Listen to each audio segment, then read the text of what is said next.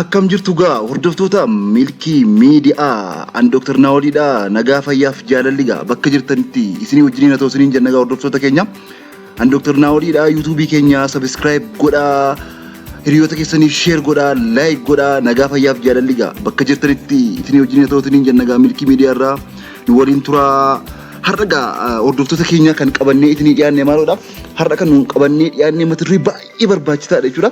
Mata duree baay'ee barbaachisaa namoota baay'ee keessatti dhibee mul'atudha jechuudha. Dhibee ucuba yookiin immoo quufa mormaa jedhamu jechuudha. Dhibee ucuba yookiin quufa mormaa jedhamu kana namoota baay'ee irratti mul'ata jechuudha. Waa'ee isaa gara kaansariitti yeroo jijjiiramu mallattoo maalii agarsiisa jedhu. Ucubni yookiin immoo quufni mormaa gara kaansariitti yoo jijjiiramu mallattoo maalii agarsiisa yeroo jedhu yeroo jijjiiramu mallattoo maalii agarsiisa jedhu isinii dhiyeessina jechuudha hordoftoota keenya. Nu wajjiniin tura subscribe godhaa, like godhaa, share godhaa, ulfaadhaa galatooma. Egaa akkuma beekamu dhibeen ucubaa yookiin immoo quufni mormaa jechuudha. Namoota beekamaadha jechuudha. Baay'ee beekamaadha. Namoota baay'ee irratti mul'ata jechuudha. Namoota hedduu irratti mul'ata. Iddoo garaagaraatti mul'ata jechuudha.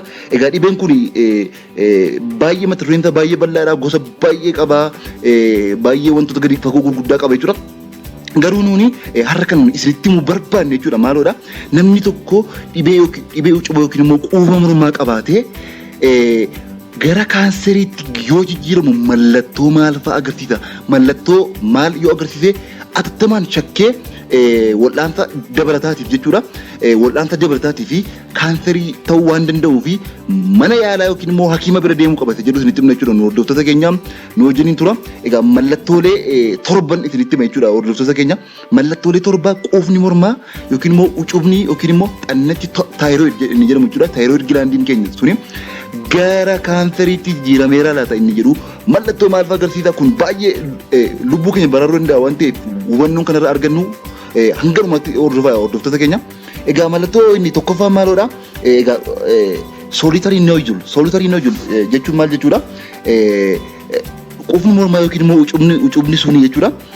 Tokko duwwaa ta'ee mul'ata yoo ta'e mucha hin qabu yoo ta'e tokko duwwaa ta'ee mul'ata mucha hin qabu yoo ta'e kuni kaanserii ta'uu danda'a jechuudha. Carraa kaanserii ta'uu guddaa qaba jechaadha. Isa mucha qabu irra jechuudha. Isa mucha qabu, mucha lama, mucha sadii qabu caala inni qofaasa tokko ta'ee mul'atu carraa kaanserii ta'uu guddaa qaba jechuudha. Keessumaati immoo solitary nodule yookiin immoo inni mucha tokko duwwaan kuni namoota umurii waggaa 30 gadii fi namoota umurii waggaa 60 olii keessatti argamee jennaani. Keessumaa immoo dhiira keessatti argamee jennaani baay'ee carraa guddaa carraa kaanserii ta'uu qaba jechuudha. So namni dhiirri tokko dhiirri waggaa 30 gadii fi waggaa 60 olii ucuba yookiin immoo quufa mormaa kan mucha hin qabne yookiin solitary noduliin irratti argamee jennaani hatattamaan ariifatee mana yaalaa deemee ilaalamuu qaba jechuudha. Kaanserii ta'uudhaaf carraa guddaa qaba waan ta'eef jechuudha hordoftoota keenya. Inni lammaffaani dhiira keessatti jechuudha. Dhiira keessatti carraa guddaa qaba. Dubartoota caalaa dhiira keessatti ucubni yookiin immoo quufni mormaa carraa kaanserii ta'uu guddaa qaba jechuudha. So yeroo kamittiyyuu dhiironni jechuudha. Ucuba yookiin immoo quufa mormaa yoo qabaatanii hatattamaan deemanii warra dubartootaa caalaa ariifannaadhaan deemanii yoo ilaalaman gaariidha jechuudha. Kaanserii ta'uu danda'a waan ta'eef kaanseriitti jijjiiramee faca'ee jennaanii wal'aansa baay'ee complicated waan ta'eef lubbuu namaa carraan wal'aanamanii fayyuus irrachaa waan deemuuf jechuudha. Ilaalamuu qabu jechuudha.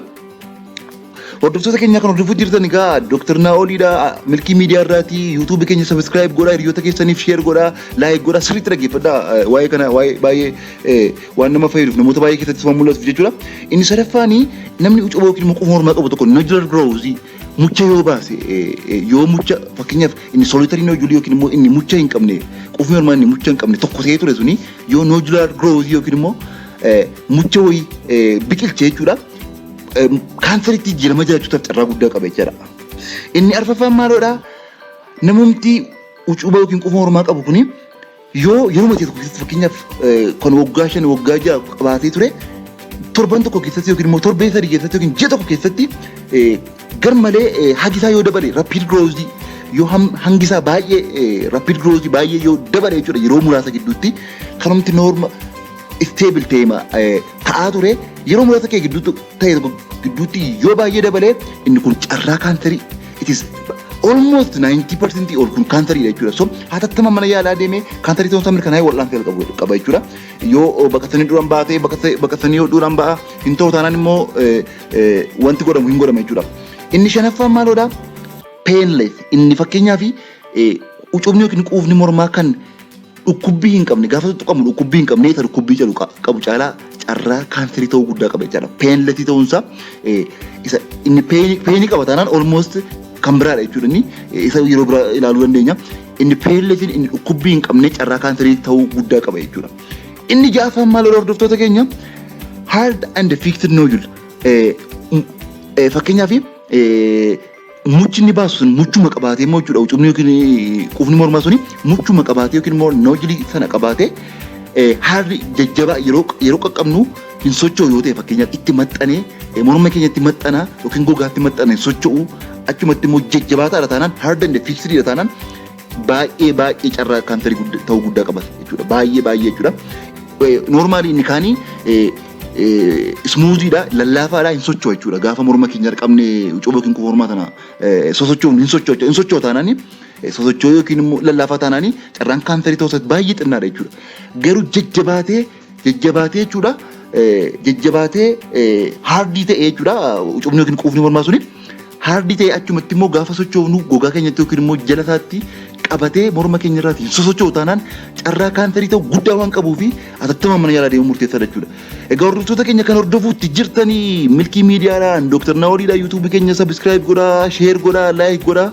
Galatoomaa ulfaadha. Inni torbaffaan maalodha?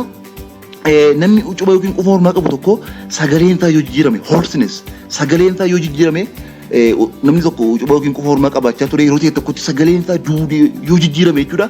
Kun almost carraa kaanserii keessaayyuu kaanserii ta'eyyuu faca'ee jechaadha.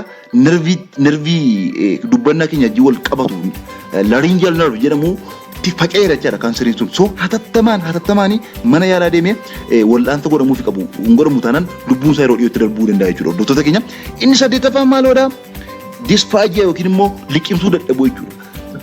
Liqimsuu irratti peeniin isa dhukkubbii fakkeenyaaf namni ucubaa yookiin quufni mormaa qabu suni yeroo ta'e tokkotti liqimsuu yoo dadhabee nyaata yeroo liqimsu dhukkubbiin itti dhaga'ama taanaan waan akkasii isa mudatee jennaani kunis mallattoo kaanserii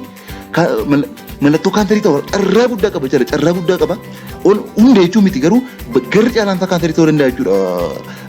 Faca'eera jechuudha. Naannoo morma keenyaatti kaanseriin sun faca'eera jechuudha ta'uu waan danda'uuf namoonni ucubaa yookiin immoo quufni mormaa qabdanii akkasumas maatiin keessan keessaa hiriyyaan keessan namni qabu yoo jiraatan mallattoo kana ofirratti arginnaanii akka atattamaanii mana yaalaa deemu adaraa nu gorsaa isiniin jenna. Nagaa fayyaaf jaalalli bakka jirtanitti isinii wajjin haa ta'u. Gaaffii biraa waa'ee ucubaa yookiin quufni mormaa qabdan immoo koomentiirra nu kaa'aa. Deebii guutuu wajjin qabannee isinii dhiyaanna. Dr. Naawoliidha. Waan nu wajjin turtaniif galatoomaa ulfaadhaa horaa bulaa deebanaa.